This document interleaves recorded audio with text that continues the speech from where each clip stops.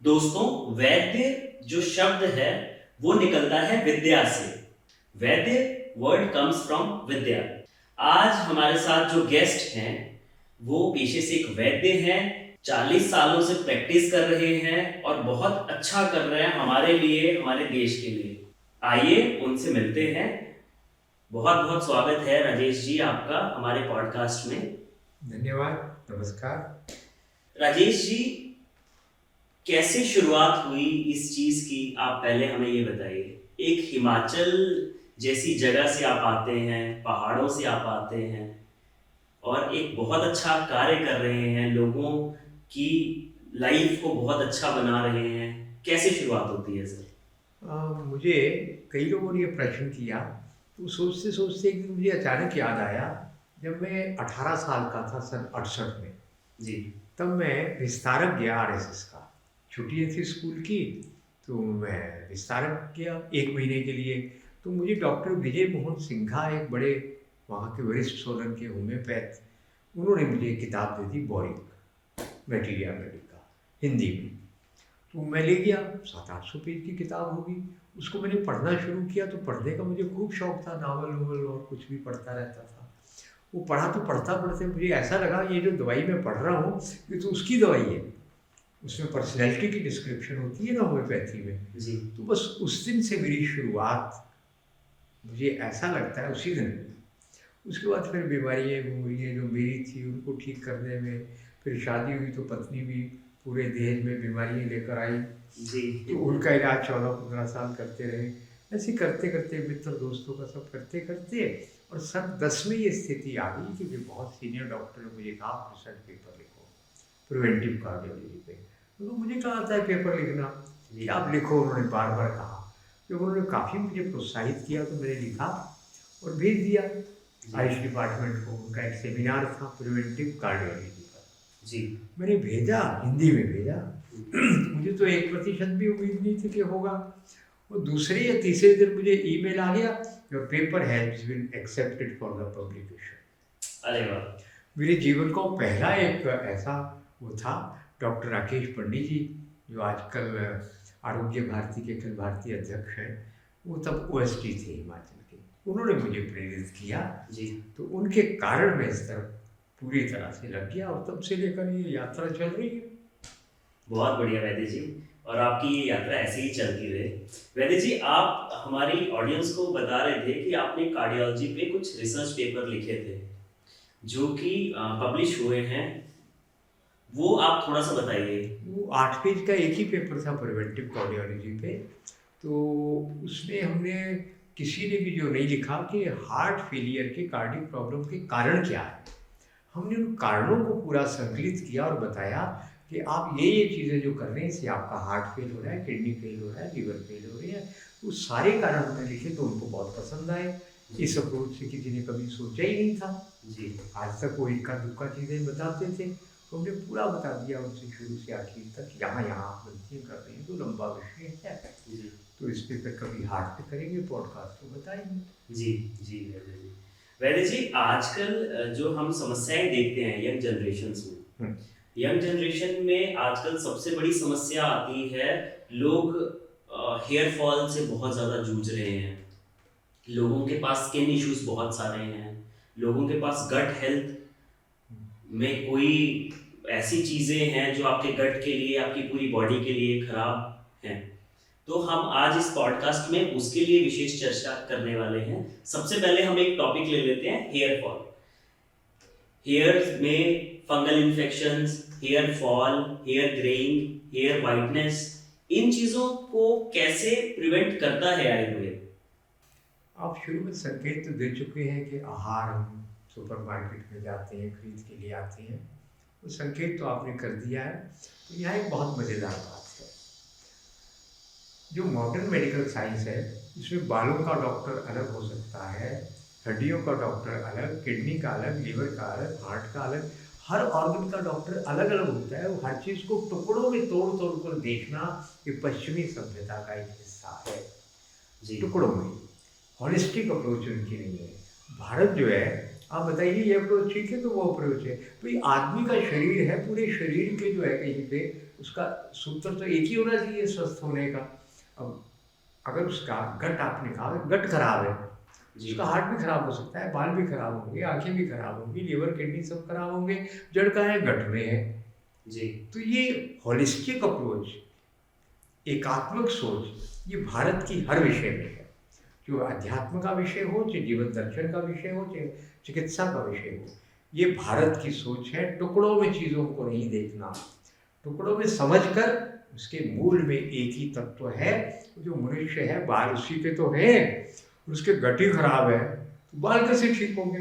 पहली चीज़ है, मैं मजाक में कहा करता हूँ कि आते मेरी स्किन खराब है, ये खराब है, मैं कहा मैं आपको एड्रेस दे देता हूँ, जो स्किन बनती है बहुत बढ़िया स्किन मिल जाएगी। कहाँ मिलेगी? मैं क्या आपके गट में मिलेगी? जी तो जड़ तो वहाँ है। अब मेरी क्रीम एक हमने बनाई है, सौंदर्य की क्रीम, तो वो बताता हूँ, फिर बालों पे आता हूँ। तो उन्होंने कहा जी कि मेरी स्किन बिल्कुल ठीक हो जाएगी, काली है, मेरे पिंपल्स है, मेरे वो है, चाहिए हो गया। तो मैं बिल्कुल साफ लिखता हूँ। मैं कहा जी अगर आप कॉफ़ी, चाय, पिज्ज़ा, बर्गर, फास्ट फूड, अंडा, ये सब कुछ खाते हैं, गर्म गर्म चीज़ें, तला वला, ये सब कचरा खाते रहते हैं आप, तो फिर क्रीम से टेम्परेरी फायदा होगा आपको।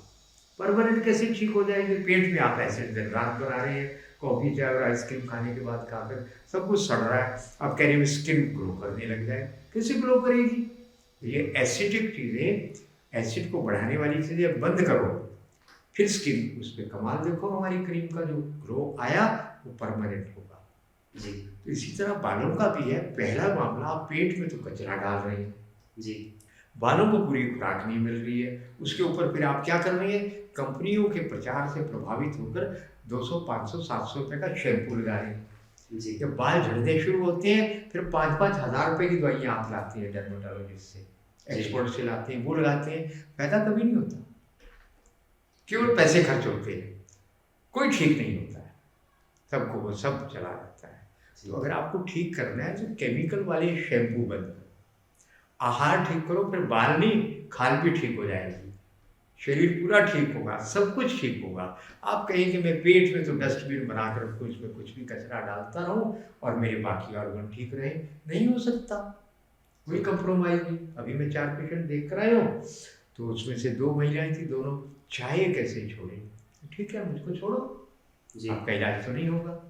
बच्चे की तरह हम ट्रीट करते हैं अपने पेशेंट को, हमें लगता है उसको सहारा भी देना और थपकी भी मारना, जी तो हम उसको झटका भी देते हैं, आपका इलाज मैं नहीं करूँगा। जो परहेज नहीं करता, आयुर्वेद में लिखा है उसका इलाज करना ही नहीं है।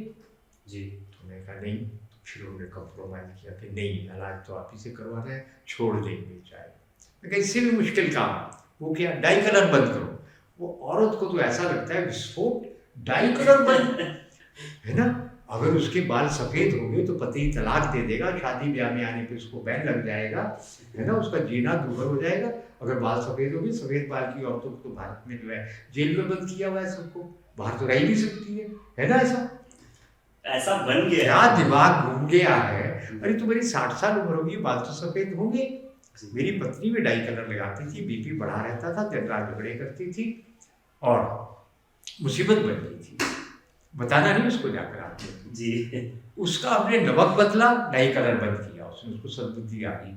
अरे जितनी वो 50 साल में सुंदर नहीं थी, आज वो 68 साल में इतनी सुंदर हो गई है, पहले से ज़्यादा सुंदर। गुस्सा गासा उसका 90% चला गया, सेंधा नमक शुरू किया, आयोडाइड साल्ट बंद किया, और बाल उसके सफ़ेद हैं पर अच्छे सुंदर चमकीले बाल हैं। गुरुजी ये पॉडकास्ट वो भी देखेंगे वो भी देख लेंगे। तो शायद मेरा खाना वाना बंद हो गया, आप मुझे गुस्से बात कह रहे थे। जी कई बार हो चुका है, वो कभी बुरा नहीं मानते, उनको गुस्सा कभी कभार आता है। जी जैसे फसल आती है ना कभी सेब की, साल में एक बार, जी उनको साल में एक आध बार गुस्सा आता है। जी तो खैर, तो आपको बाल अच्छे चाहिए तो आपको शैम्पू ये सब बंद करना पड़ेगा, साबुन। आप अपनी दादी नानी को याद करो, उसके बाल कितने लंबे थे, घुटनों से नीचे तक उसके बाल जाते थे। गुत आपकी लड़कियों की तरह इतनी सी पतली सी नहीं थी, इतनी मोटी गुत थी उसके बाल। आपको भी अपनी दादी नानी की याद होगी जी कैसे था, उनके पास शैम्पू था। अब तो अमिताभ का डायलॉग आपको बोलना पड़ेगा, मेरे पास माँ है। आप भी कह सकते हैं जी। मेरे पास बाल तो नहीं, मेरे पास शैम्पू है। जी क्या करोगे इस शैम्पू का जो आपके बाल झड़ रहा है, ब्रेन सेल को मार रहा है, आंखें खराब कर रहा है। आपको वही सब लगाना है जो आपकी दादी नानी लगाती थी अगर बाल अच्छे चाहिए। रीठा शिकाकाई वगैरह उससे सर्द होना है।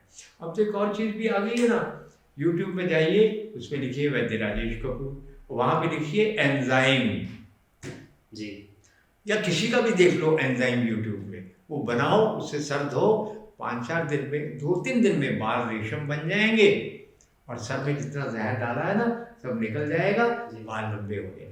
ये हमारे व्यूअर्स को थोड़ा सा बताइए वैद्य जी, एंजाइम्स हैं क्या? अरे 90 दिन में बनता है ना।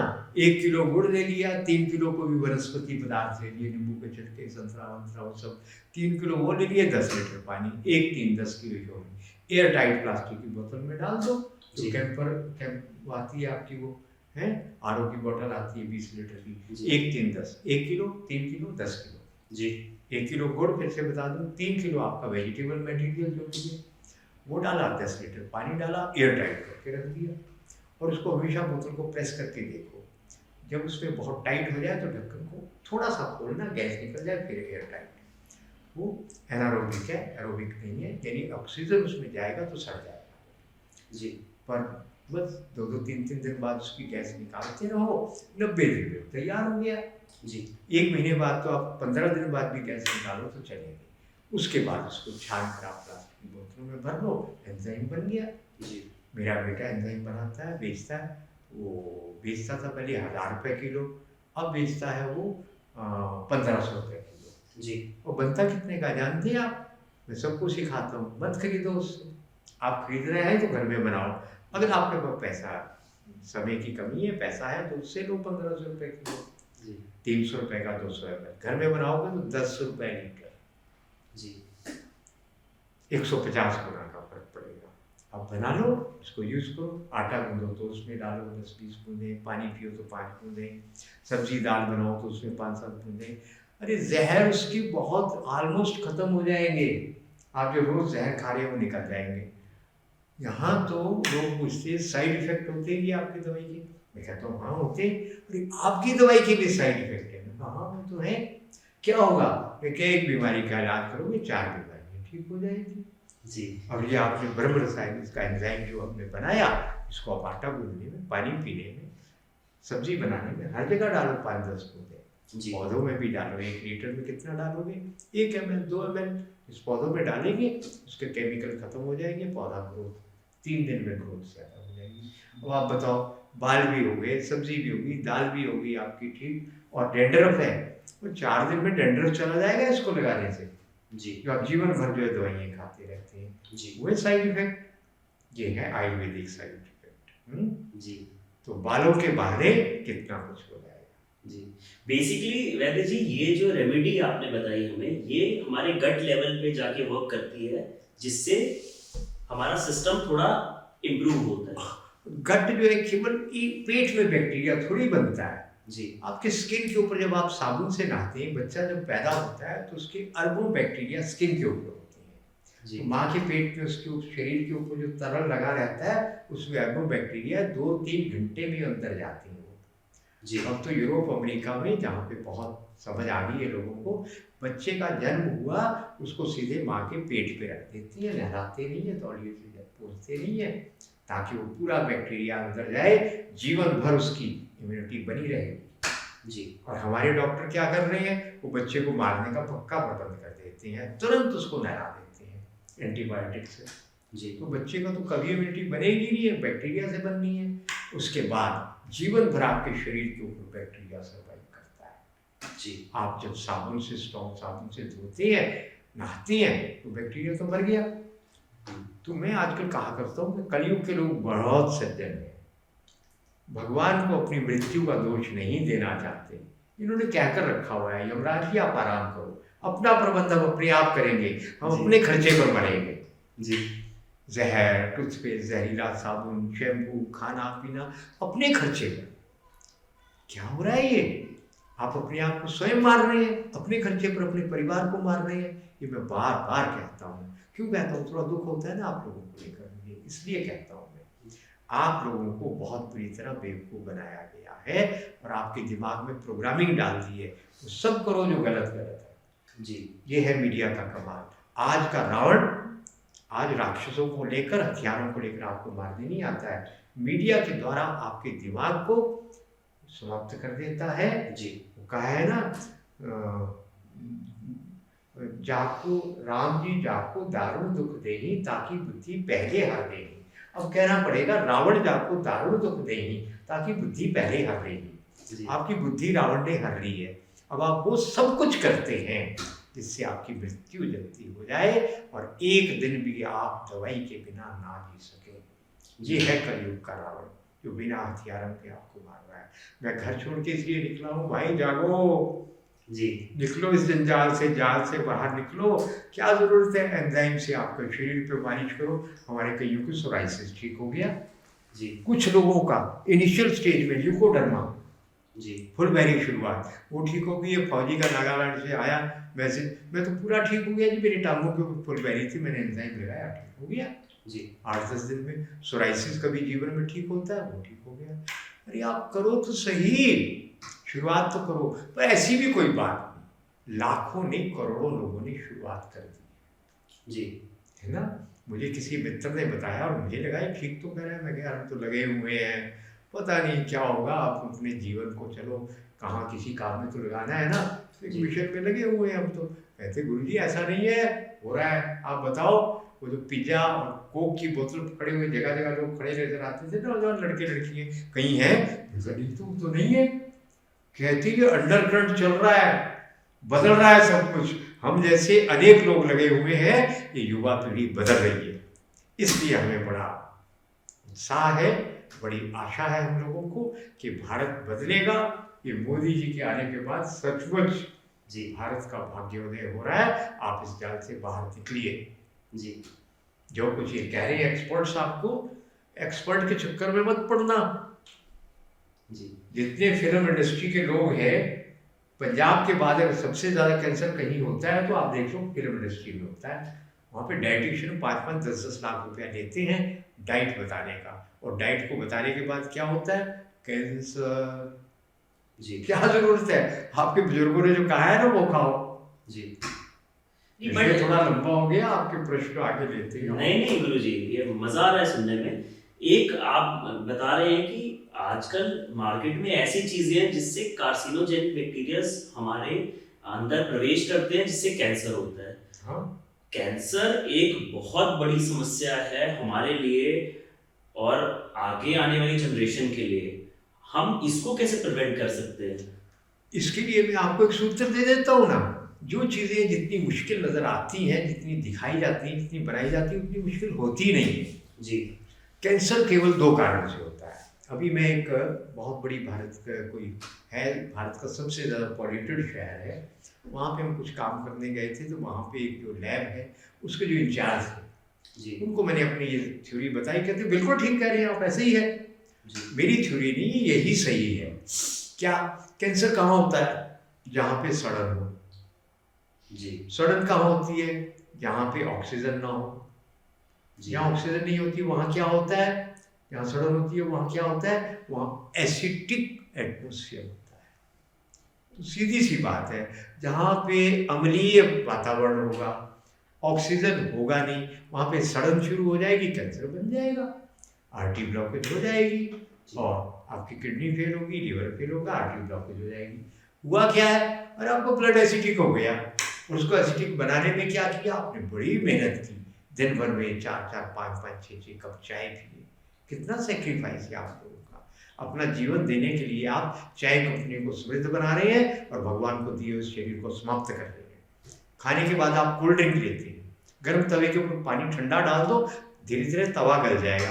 अरे अग्नि प्रदीप्त है, आपका खाना पच रहा है, आप ऊपर से आइसक्रीम, कोल्ड ड्रिंक, कॉफी, चाय डाल रहे हैं। आपसे बड़ा आपका दुश्मन और कौन होगा? जी खड़े होकर खाना खा रहे हैं। तो आपको बचा कौन सकता है? अगर आप समझेंगे नहीं तो भगवान भी आपको बचा नहीं सकते। जी क्या कर रही हैं आप? यहाँ खाना पच रहा है, अग्नि प्रदीप्त, जिसको जठराग्नि कहते हैं।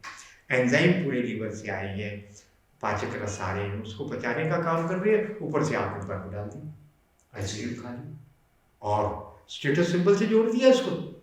कितना चतुराई से जाल बना दिया आपके लिए। पिछले 20 साल पहले कौन आइसक्रीम खाता था खाने के बाद?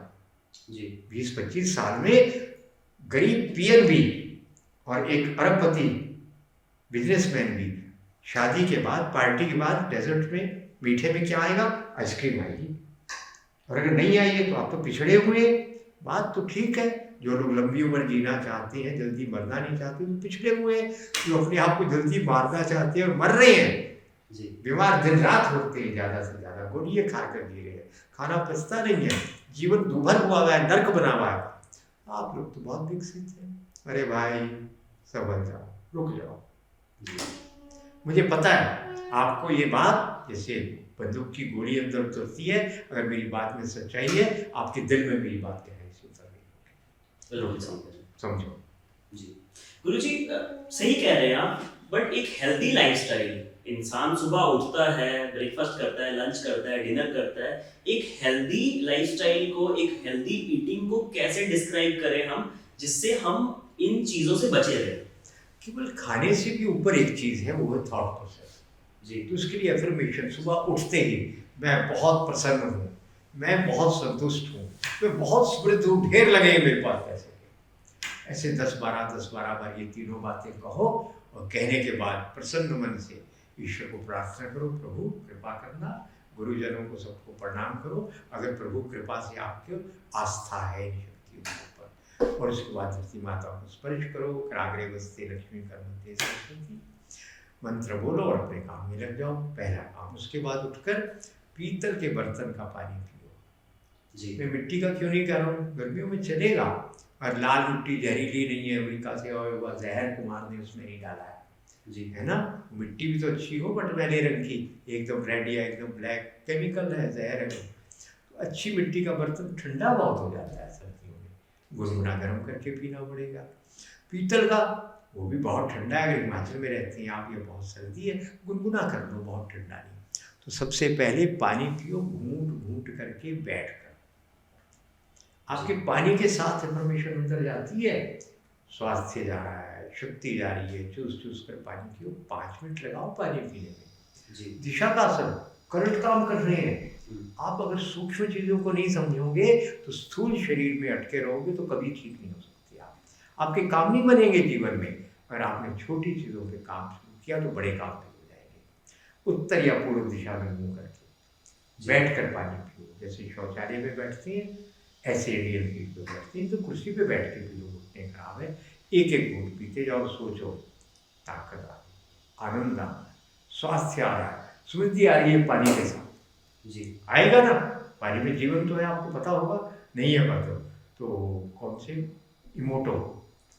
इमोटो का पढ़ लेना रिसर्च पेपर ऑनलाइन, मिल जाएगा आपको, जिन्होंने साबित किया है कि पानी में लाइफ है। मैं यहीं पे साबित कर सकता हूँ, कभी कर दूंगा। पानी को बोलो आप बुरे हैं, पानी पीती ताकत हो जाएगी, वजन उठाने की ताकत हो जाएगी। उसी पानी को बोलो आप हमारे जीवन दाता है, देवता है, ये वो बोलो। वही पानी प्लास्टिक की बोतल का भी पियोगे, ताकत देगा आपको उसी टाइम। जीवन है उसके पास, इंटेलेक्ट है, मेमोरी है जी और आप क्या कर रहे हैं? पानी पी रही है, बात करते हुए, टेलीविजन देखते हुए। खाने में पानी तो है मुख्य चीज, खाना खा रहे हैं आप, मोबाइल देखते हुए, बात करते हुए, आपको जीवन कैसे मिलेगा? मैं कह रहा हूँ ना, हम अपने सबसे बड़े दुश्मन हैं। भगवान कहा है भोजन को, अब भोजन भी एकाग्रता से नहीं कर सकते। जो आपका शरीर बना रहा है भगवान का दिया हुआ इतना अद्भुत काया जो है, और फिर आप चाहे आप स्वस्थ हो जाए, ऐसा जादू नहीं हो सकता था। आप आग में हाथ डाल रहे हैं तो आग तो जलेगा। अब भोजन को एकाग्रता से नहीं कर रहे, ठीक बना नहीं रहे, ठीक सामग्री आपके पास नहीं है, और खा भी कैसे रहे हैं? सोच से उसके कई जहर कम हो जाते हैं। अरे प्रार्थना करके प्रेम से भोजन खाओ, और कम से कम 25-50 बार उसको चबाओ, यहीं से पाचन शुरू हो गया। मुंह का जो सलाइवा है, अगर आपने टूथपेस्ट नहीं किया जी तो आपकी लार का सलाइवा, उसका बैक्टीरिया जिंदा है, तो आप खाएंगे, उसमें मिलेगा, पाचन शुरू हो गया तुरंत। और अगर आप टीवी देख के खा रहे हैं तो नीचे उतरेगा बिना चबाए जी कहाँ लार मिलेगी उसमें, कहाँ उसमें बैक्टीरिया मिलेगा? पूरा ध्यान उसमें चाहिए जी। कहा गया है भोजन को देखो, पसंद करो, पसंद करके उसको महसूस करो, स्वाद को महसूस करो, उसकी कोमलता को महसूस करो, एक एक रस को महसूस करो उसकी, और पूरा उसमें डूब कर उसको खाओ।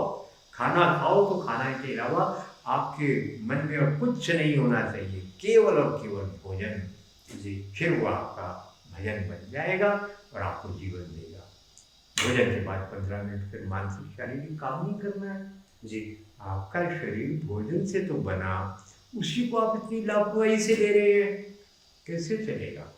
जी फिर आप जो उम्मीद कर रहे हैं ना, कहते शेख चिल्ली के सपने, जी हम तो शेख चिल्ली हो गए, बबूल बो रहे हैं और सोच रहे हैं आम लगेंगे बहुत मीठे मीठे इसमें, जी कहाँ लग रहे हैं? नहीं लग रहे। अरे आम तो बो ना, जी तब तो लगेंगे। तो ये भोजन और पानी पीना ये कुछ छोटा काम नहीं है। इसी के आधार पर आपकी यहाँ तो सांस लेने में भी, यदि आप एकाग्र होकर सांस लेते हैं, ये एनर्जी आ रही है।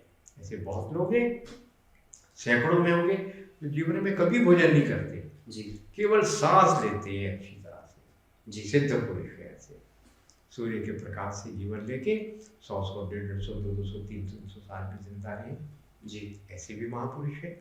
जी तो आप सांस ठीक से लो, अच्छी हवा बनाओ, भोजन ढंग से करो, अच्छा भोजन करो, पानी उसको भी ठीक से पियो, अच्छी क्वालिटी। तो आपको कौन बीमार बना सकता है?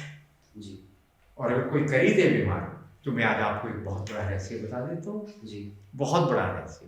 देसी बछिया का गोमूत्र लाओ जी और लाकर उसको कांच के पात्र में डालो, उसमें 100 ग्राम 200 ग्राम 300 ग्राम इतनी काली जीरी आ जाए, उसमें डाल दो, भिगो कर रखो रात भर या दिन भर, शाम को निकाल कर कांच की प्लेट में उसको सुखा लो। वो काली जीरी पीस कर, सारी नहीं पीसना, 5-7 दिन का डोज पीस लो, आधा चम्मच खाली पेट सुबह खा लो, शहद के साथ या पानी के साथ खाओ। दुनिया के जितने जहर आज तक मनुष्य ने बनाए या प्रकृति ने बनाए, जी सारे जहर आपके समाप्त हो जाएंगे। जी और आपकी बीमारी कलयुग की एक ही है, टॉक्सिफिकेशन। जी ये मैं पहली बार बता रहा हूँ, ये चीज़ जी मेरी खोज नहीं है, आयुर्वेद के ग्रंथों में लिखा हुआ है। जी ऐसे 10-12 उपाय लिखे हुए हैं। और ये कितने दिन करना है मुझे? कर लो 10-15 दिन, हर 6 महीने में 10-15 दिन कर लो, बेसिकली इससे शरीर जो है वो डिटॉक्सिफाई हो जाएगा। जी है ना, वो कहते हैं ना किडनी को, लीवर को डिटॉक्सिफाई करो, अरे ये पूरा शरीर डिटॉक्सिफाई हो जाएगा काली जीरी से। जी पर एक ध्यान रखना, भयंकर कड़वी होती है और खुश्क होती है। जी जब आप काली जीरी आधा चम्मच यानी 2 ग्राम खाएंगे, तो उस दिन 2-3-4 चम्मच घी भी खाना है, देसी गाय का हो अच्छा, तो भैंस का खा लेना, जी तो खाना पड़ेगा ताकि खुश्की ना हो जाए। और जी अभी चैत्र आ रहा है आपका, जी चैत्र में किया तो चैत्र में शरीर के सारे विकार बाहर निकलते हैं। जब अंकुर फूल आ रहे हैं, उन दिनों में गुड़ नहीं खाना, खट्टा नहीं खाना, जी है ना, सारी बीमारियाँ लगती हैं। और तला वाला उस दिन उन दिनों में नहीं खाना, शरीर को शुद्ध हो रहे हैं तो सारी बीमारियाँ बाहर आएंगी, उनको बाहर जाने दो। डायरिया हुआ, गोली खा के रोक मत देना, एकदम किसी अच्छे समझदार वैद्य से सलाह करके ये सब गोल खाना। 1-2 दिन थोड़ा बहुत डायरिया हो, डायसेंट्री हो, उसको बाहर जाने देना, दमा हो, कोई भी पुरानी बीमारी बाहर जाएगी, योग्य वैद्य की देख रेख उसको बाहर निकाल दो, जी तो आपका बीमा हो गया बीमारी का। जी ये तो समुद्र है, हमारे पूर्वजों ने लिखा है, अथाह है, सुनते जाओ, नोट्स बनाते जाओ और जीवन में उतारते